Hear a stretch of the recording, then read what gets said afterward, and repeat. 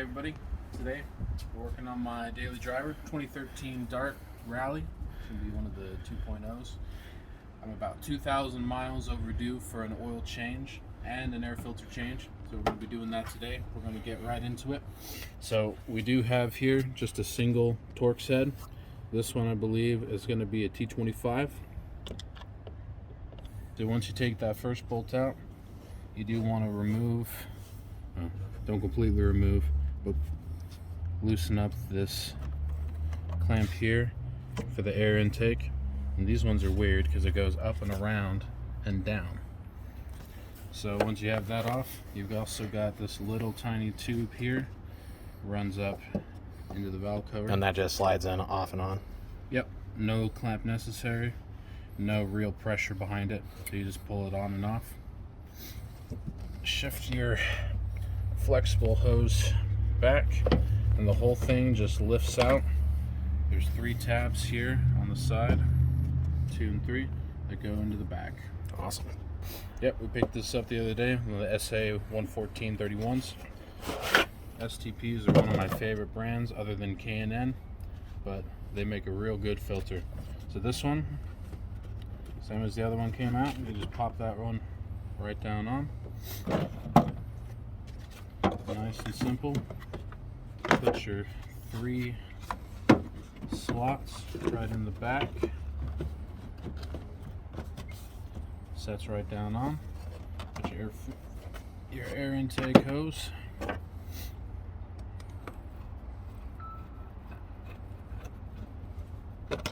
Bring her on down nice and snug. Make sure she's got a good seal. Yeah.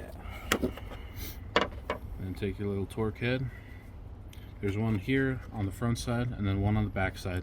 Nothing over here, just the 2 up front. But you lost your other one, so you only have the one. Just got the one for right on. And we're going to move on to the oil change. All right. What kind of oil are we using? We are going with the manufacturer recommendation. We got ourselves some 0-weight-20. Alright, after a brief intermission of running to the part house, we are back on for getting this oil change done. So we had to go and get another drain plug because this one, courtesy of Jiffy Lube, was over tightened, over torqued, and we ended up rounding it off, and we had to get ourselves an extractor and pull it off and break it loose. But it should be pretty good now. What size socket? This one here is going to be 13 millimeter,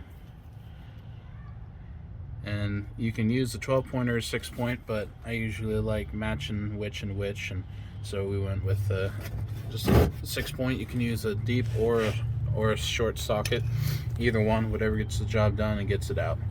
So this we're going to be replacing, so I won't worry too much about keeping her, but you can get her just loose enough, and with a quick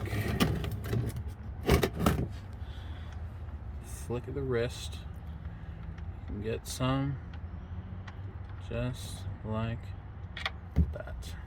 Beautiful. Money shot. No oil on the fingers. If you're quick, you just might get it. So we'll let this go ahead and drain out. Now, was this a full synthetic oil? This was, when I had it done, was a full synthetic. So you can definitely see all the hydrocarbons in that. Yeah, when this comes out, or when it goes in, it's that nice light brown color. But this is about as black as you can get. This is 2,000 miles over, and most of those miles were highway miles. So this thing has seen some action, and it is definitely overdue for that change. So we'll let this finish draining out, and then we'll come right back to it. Sounds good. Alright, so we got this down. It's just coming down to the last little drips. We're going to be putting in our new bolt here. This is going to be a M14 by 1.5 bolt. I just went and picked this up at AutoZone. Some of these you can get the built-in gasket right onto the bolt itself, but I prefer the ones that are separate. So I always just stick it right on. Sits right on the bolt. Stick her right up into the hole.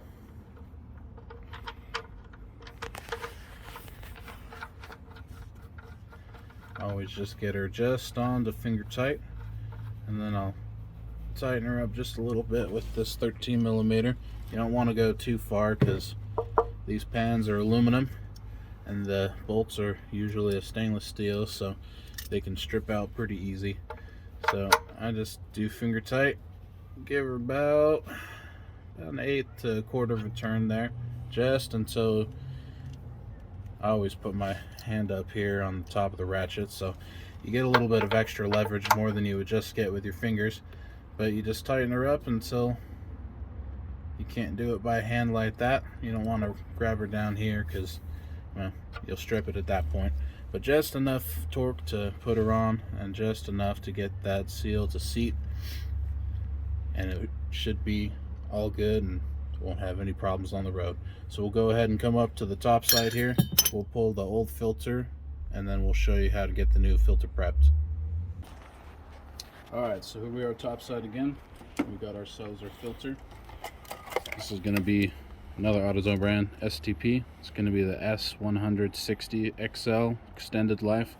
We like using these ones because you can go 2 oil changes without having to worry about switching these out. So this is what we're going to be putting in here today. This is going to be one of the older styles where it has the actual filter gasket, big, nice and thick, and sits right into this top ring here. Now normally some of the other ones are going to be a little bit smaller, and you can just stick her right into the top and just get it down inside. You want to grease these up, get them lubed up, because otherwise you won't get that good seal like we were talking about in that last video. So what I do, especially with these bigger ones, is I'll get myself a little container and I'll pour just a little bit in so that we can get a good amount onto it and don't have to worry about dropping it into the entire gallon. So this is going to be that 5-weight 20 synthetic. And you can see the color difference between the brand new and that old stuff. Like I was saying before, 2,000 miles over is not recommended. So that's why we're doing this here today. So you drop it in there just a little bit. Both sides. Get both sides. Fill it up just enough. And get just that little bit in there. Just like that. Grab yourself a filter, and what you can even do, take a little bit on the finger.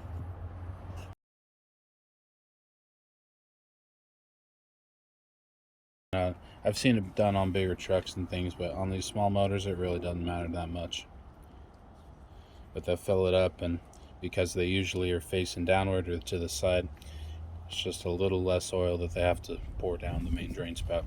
So we've got that all good to go. It's all primed. And we'll come back down to the bottom side and we'll switch out that filter. Alright, so we got our filter right here. Some props to Jiffy Lube, but I was able to, without too much issue. They did put it on hand tight, so at least they got that going for them. But we got our new filter here, ready to go, all lubed up from earlier.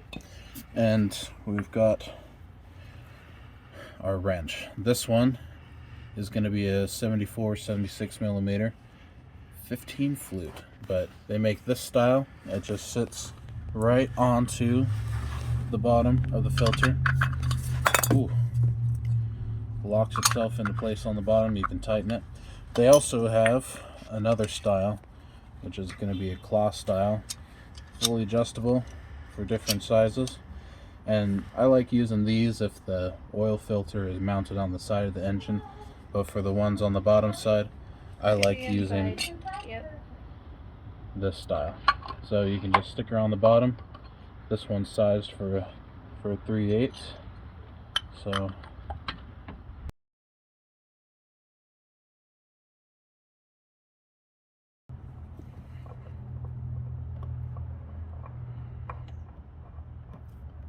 just like that.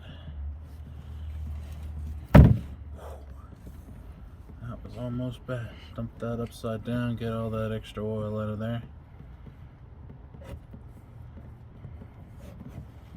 Prop it, there we go. And from there, we'll just let that drain down a little bit as well. There's not too much that comes out at this point, but we'll be able to put the new filter on and it should be good to go. Alright, so this style, if you look down or look right up here, you got these threads. Now some cars, they have the filters that you just set on. It looks like one of the air filters you pull out of like a vacuum or something like that. But this one screws right on into the center. And with these, you do not want to get these threads cross-threaded. So when I do it, I'll set it right up on top, I'll find the hole, and I'll back it off just a little bit until I can kind of feel those threads kind of seat themselves. And then I'll go ahead and spin her clockwise again. You can also kind of give her a little shake as well. And if it's at the beginning of its threading, you can actually, with that little bit of shaking, if it's slightly cross-threaded, it'll find itself home and you can go ahead and spin around. It can be a little slick if you've got your hands all covered in this, but that's where having those wrenches comes in handy. So I will go ahead and get her hand tight right there, and that same guy there. We'll go ahead, give her just a little turn, and you don't really need too much more than that. I'll get a little extra right there. And with that, we are one oil filter down, and we are just about done. Alright, here we up on top side again, and we're going to be basically just dumping in pretty much this whole thing of oil. So like I said earlier, this is going to be a 0-weight-20. It's going to be the manufacturer spec, and because the last time I did the oil change it was a full synthetic, I figured might as well just keep it right at the same time. And I like doing my own oil changes, because last time I had this done, I was living in a place where they wouldn't let me do it myself. Just, you know, rules and bylaws and all that kind of stuff. And it cost me about 230 bucks to have full synthetic done on this change. This gallon cost me 30 bucks. It's about the greatest cost-effective way to really take care of your own vehicles. So we went ahead from earlier when we were dipping that gasket in, we went and cracked the top open here. So we'll just go ahead, fill it up, drain down just a little bit, got that pulled out of here, and then now we'll go ahead and check the dipstick here. So we'll go ahead and pull it out, and with all of these, you always wipe it off when you first pull it out. Send that back on down, seated, out. When you catch the light just right, it puts it just in that safe area and right at the bottom of the little crosshatch section right there. So we are good to go for our capacity. In my case, the oil change due light hasn't and won't come on when we start her up here, but you can see key ignition, key start, it's already running a whole lot better than it was. So when we do the reset, what we're going to be doing is we go ahead and we turn her off, we turn the key to accessory, and what we're going to be doing is we're going to be doing a slow depression of the gas pedal 3 times in 10 seconds. So we're going to go ahead and turn it to the accessory. We're going to go 1, 2, 3, and from there it will go ahead and reset your system, and you'll be good to go with the reset light.